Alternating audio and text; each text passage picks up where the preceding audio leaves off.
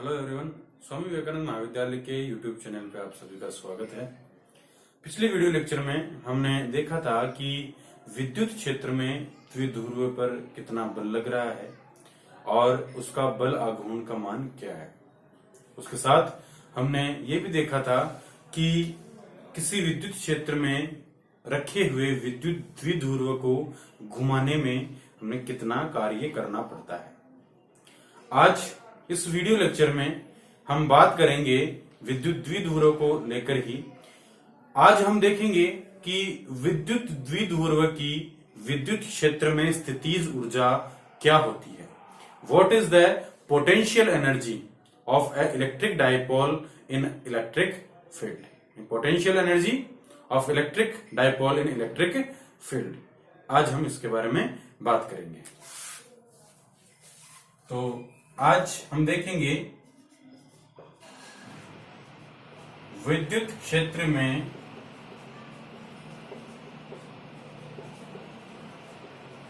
विद्युत द्विध्रुव की स्थितिज ऊर्जा।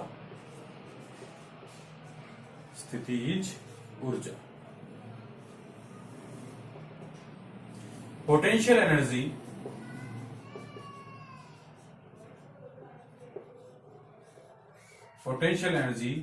ऑफ इलेक्ट्रिक डाइपोल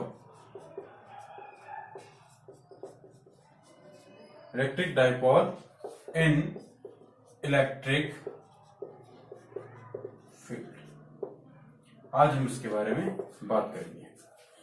चूंकि पिछले वीडियो लेक्चर में हमने ये देखा था कि किसी भी विद्युत द्विध्रुव को विद्युत क्षेत्र में घुमाने में हमें कितना कार्य करना पड़ा था, तो वो हमारे पास W की वैल्यू हमारे पास आई थी PE cos θ1 माइनस cos θ2।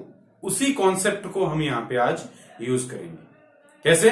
क्योंकि हम जानते हैं कि विद्युत द्विध्रुव को विद्युत क्षेत्र की लंबवत दिशा में किसी कोण थीटा तक घुमाने में जो किया गया कार्य है, उस कार्य को थीटा स्थिति तक हमने घुमाया है, तो कार्य करना पड़ा है। उस कार्य को ही उस द्विध्रुव की स्थितिज ऊर्जा कहते हैं।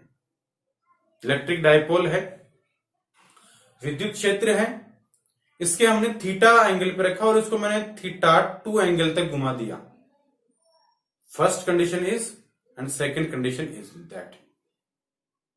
ठीक है, तो यहां से यहां तक लाने में हमें वर्क करना पड़ा है, तो वो वर्क ही थीटा स्थिति पर position at theta angle potential energy होती है। तो यहां हम लिखेंगे कि विद्युत क्षेत्र को विद्युत द्विध्रुव को विद्युत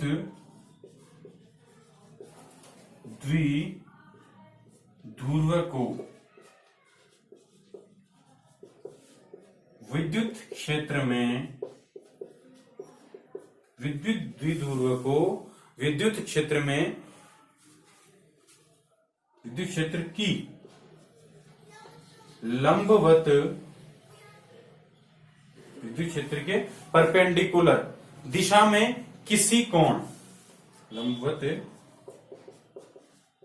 दिशा में किसी कोण थीटा से, हमने θ1 लिया था और θ2 लिया था, यहां हम बात करें थीटा से थीटा तक या कोण थीटा तक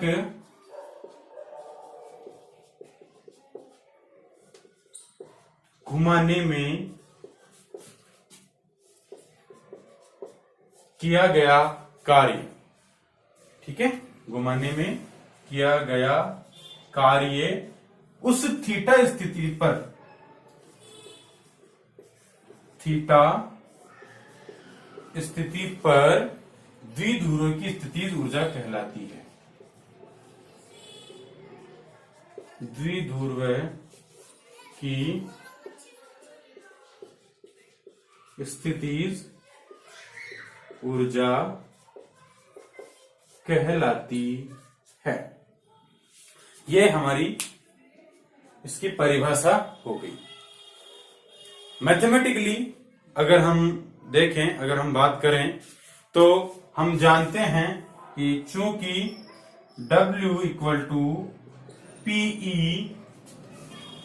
cos θ1 माइनस cos θ2, ये कल हमने डिड्यूस किया था, ये समीकरण, ये वर्क हमने कल कैलकुलेट किया था।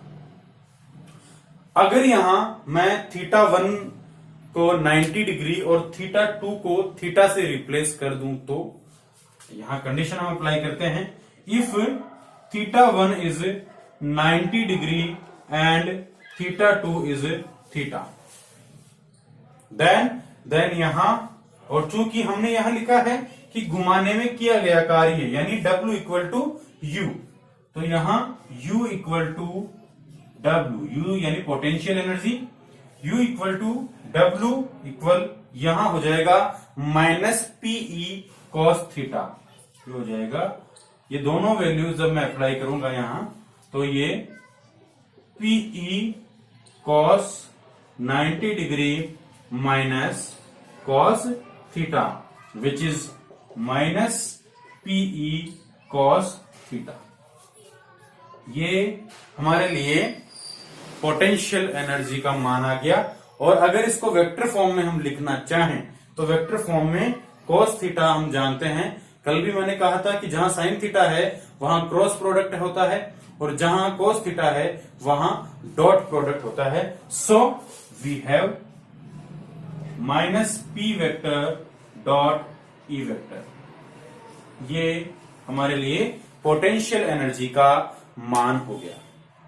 अब यहां हम दो कंडीशंस देखेंगे, थीटा की वैल्यू कि पोटेंशियल एनर्जी ज्यादा कब होगी और पोटेंशियल एनर्जी कम कब होती है, ये हम देखेंगे।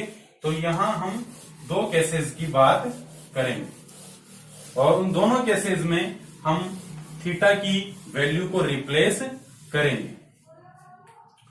तो यहां फर्स्ट केस की अगर मैं बात करूं तो यहां मैं बात करूंगा if theta equal to 0 degree, if theta equal to 0 degree then U minimum, तो मुझे मिलेगी U minimum is minus PE, minus PE मुझे मिलेगी। और सेकेंड केस की अगर मैं बात करूं if theta equal to 90 degree then U maximum मुझे मिलेगी PE, U मैक्सिमम मुझे मिलेगी PE। तो यही हमारे लिए किसी भी विद्युत द्विध्रुव को विद्युत क्षेत्र में स्थितिज ऊर्जा का मान होता है जो U is equal to minus P vector dot E vector से दिया जाता है। और इसकी दो कंडीशन हमने यहां पे लिखी। यहां ध्यान रखने बात यह है कि अगर असमान विद्युत क्षेत्र है, एक होता है यूनिफॉर्म इलेक्ट्रिक फील्ड, एक होता है नॉन यूनिफॉर्म इलेक्ट्रिक फील्ड। अगर नॉन यूनिफॉर्म इलेक्ट्रिक फील्ड है, असमान विद्युत क्षेत्र है, तो उसमें जो द्विध्रुव है उस पर परिणामी बल रिजल्टेंट फोर्स और बल आघूर्ण टॉर्क Q, टॉ और फोर्स टो और F है, इन दोनों की वैल्यू जो है वो 0 नॉट इक्वल टू 0 होगी, अशून्य होंगे दोनों। इसका मतलब यह है कि विद्युत जो द्विध्रुव है वो घूर्णन गति के साथ साथ रेखीय गति भी करेगा।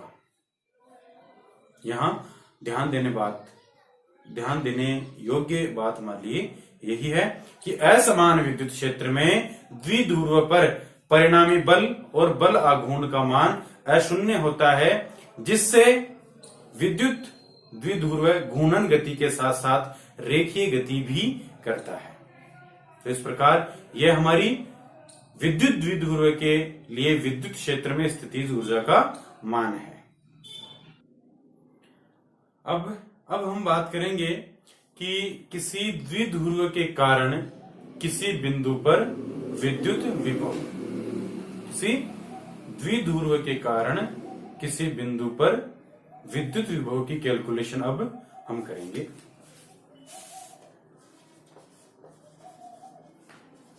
द्विध्रुव के कारण किसी बिंदु पर विद्युत विभव electric potential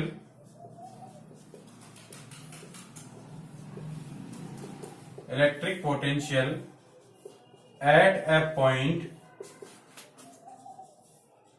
due to dipole,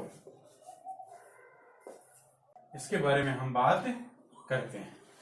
तो इसके लिए हम अज्यूम करेंगे एक डाइपोल और उससे कुछ दूरी पर एक पॉइंट हम अज्यूम करेंगे। ठीक है, तो हम देखते हैं ये हमारे पास ए पॉइंट है जहां पे प्लस क्यू चार्ज है, ये यहां पे मेरे पास बी पॉइंट है जहां पे माइनस क्यू चार्ज है। इन दोनों से कुछ दूरी पर मैं यहां पे एक पॉइंट पी ले लेता हूं और क्यू माइनस क्यू से इसकी डिस्टेंस R2 है और यहां पे इसकी डिस्टेंस R1 है। ठीक है, यहां इन दोनों के बीच में एक पॉइंट ओ लेते हैं और मैं इसको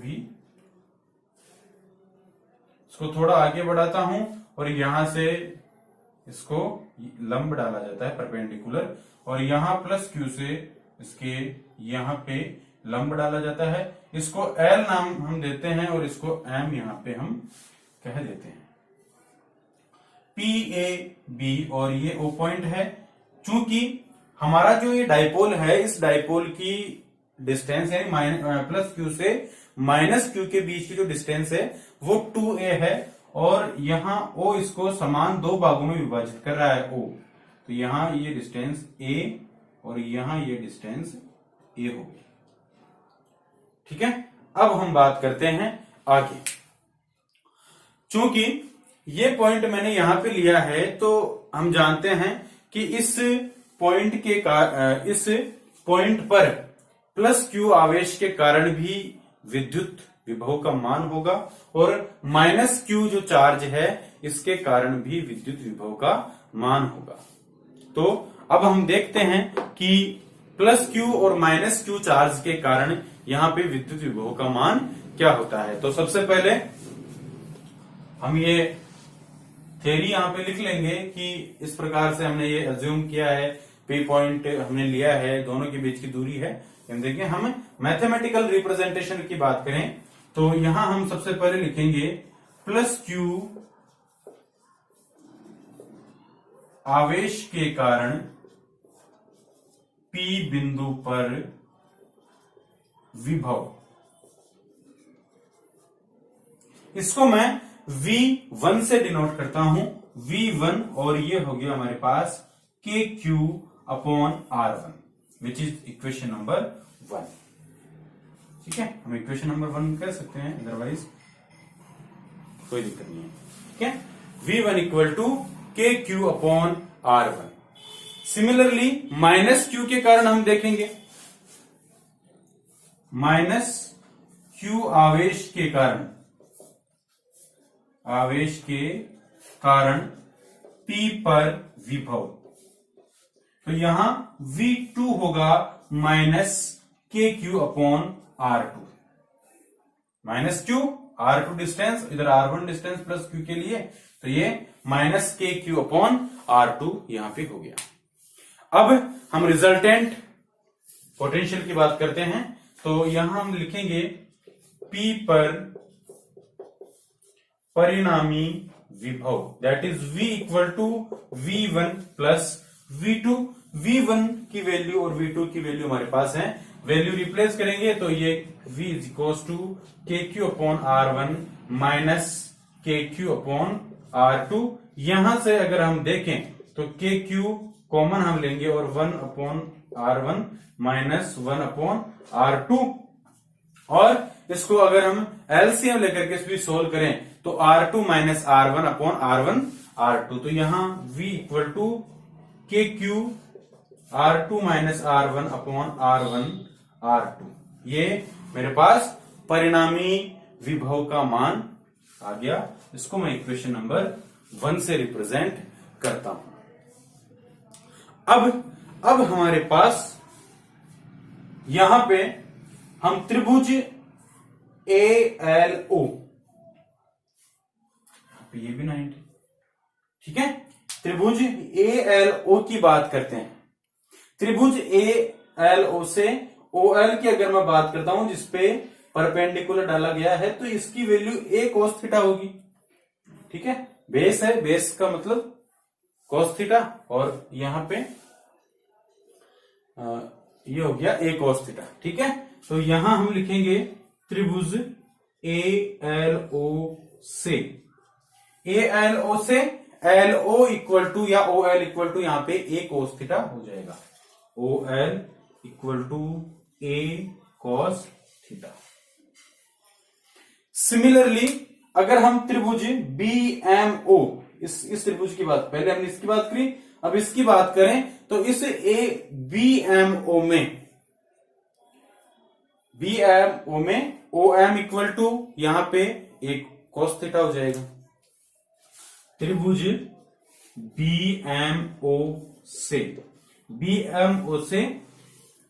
BMO से अगर मैं बात करूं तो यहां पे OM equal to A cos theta, OM equal to A cos theta. अब हम बात करते हैं R1 और R2 की। चूंकि यहां जो R1 है वो होगी PL के बराबर, और यहां जो R2 होगी वो R2 होगी PO प्लस OM के बराबर, ठीक है। तो यहां हम R1 और R2 की बात करेंगे, क्योंकि R1 और R2 की वैल्यू कैलकुलेट करने के बाद हम इसको इक्वेशन नंबर 1 में रिप्लेस करेंगे। तो यहां हम लिखेंगे चूंकि R1 equal to PL, R1 equal to PL, और इस PL को अगर मैं लिखना चाहूं तो PO माइनस OL कर सकता हूं। ये पूरी PO है, इसमें से OL को अगर मैं कम कर देता हूं तो मेरे पास PL की वैल्यू आ जाती है, that is PO minus OL। तो यहां से इसलिए R1 PO की जो वैल्यू है, PO की जो वैल्यू है वो होगी मेरे पास R, PO की जो वैल्यू है वो होगी R। इसको मैंने ये डिस्टेंस हमने R ले ली, ये P से L तक की, ठीक है।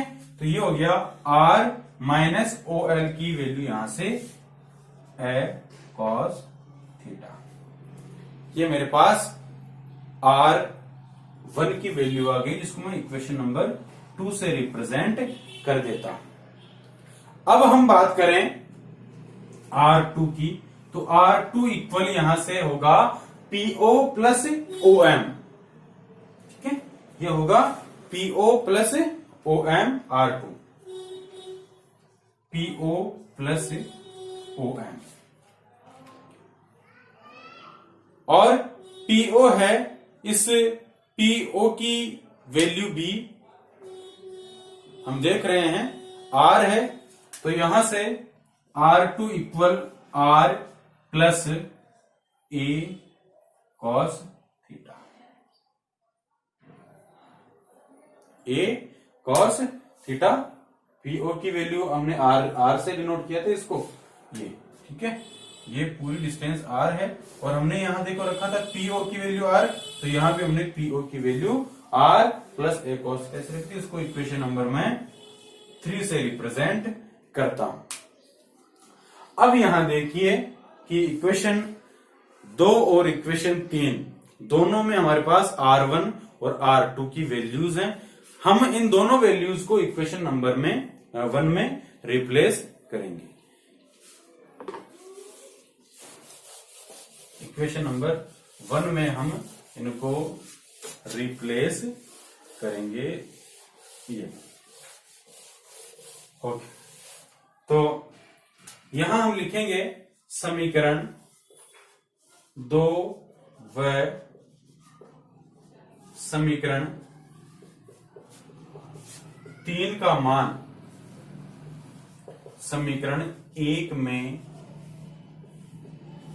रखने पर, तो यहां v equal to K Q R1 R2 की वैल्यू है यहां पे R plus A cos theta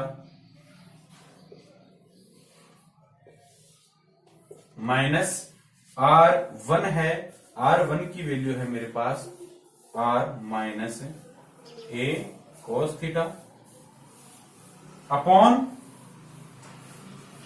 R1 dot R2, इसलिए यहां पे हो जाएगा R प्लस R माइनस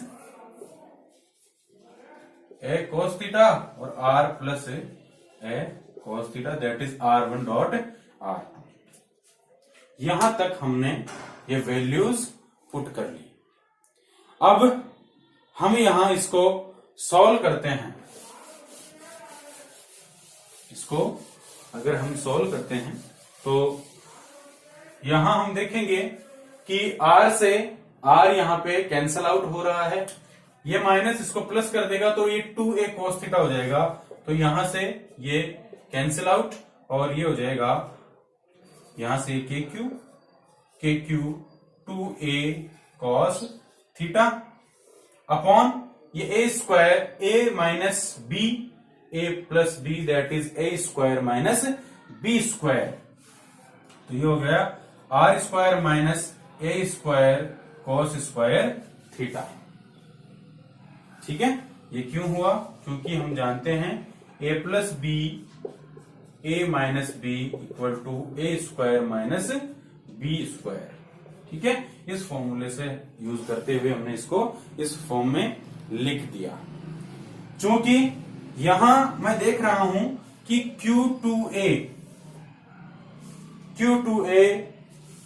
हमारे पास होता है विद्युत द्विध्रुव, जो हमने शुरू में बात की थी 2QA, तो यहां चूंकि 2QA इक्वल टू मैं P से इसको रिप्लेस करूंगा, तो ये V इक्वल टू आएगा मेरे पास KP cos theta upon R square minus A square cos square theta.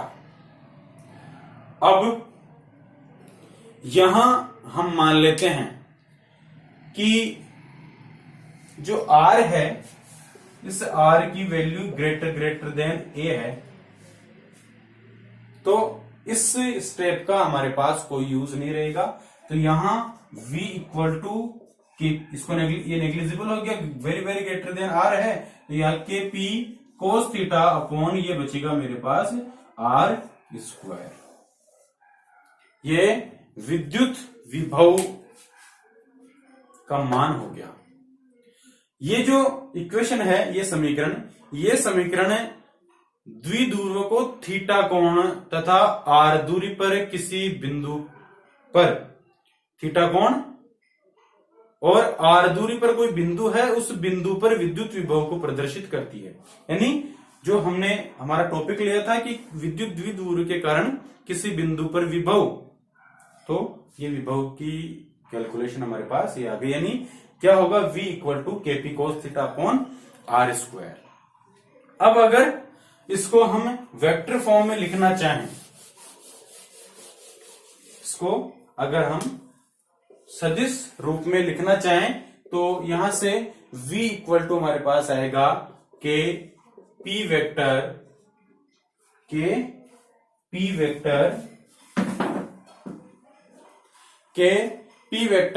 R cap upon R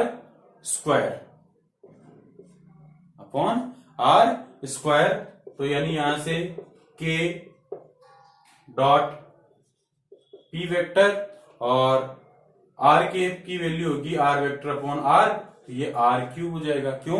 क्योंकि हम जानते हैं कि R कैप की वैल्यू होती है R वेक्टर अपॉन R।